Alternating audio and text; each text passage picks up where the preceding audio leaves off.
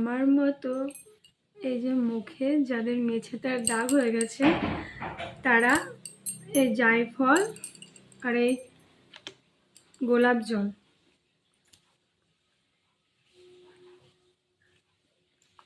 দিয়ে ঘষবে। তারপর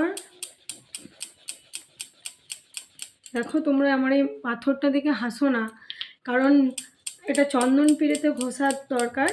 তো চন্দন পিঁড়েটা যেহেতু ঠাকুরের কাছে আছে, সেহেতু আমি তো আর ছুতে পাবো না, চান করিনি যেহেতু, তাই আমি যেটাই পেলাম সেটাতেই তোমাদেরকে করে দেখালাম। এটা ঘষে নেবে। তারপর ঘষে নেওয়ার পর এই যেটা বেরোবে সেটা এমনি করে মুখে লাগাবে, যেগুলোতে তোমাদের দাগ আছে। 10 দিন ব্যবহার করে দেখো, রেজাল্ট পাবে, ভালো রেজাল্ট পাবে এরকম করে। তবে মুখটা ফেস ওয়াশ দিয়ে আগে ধুয়ে নেবে ভালো করে, তারপর একটা পরিষ্কার কাপড়ে মুখটা মুছে নেবে, ভিজে মুখে লাগাবে না।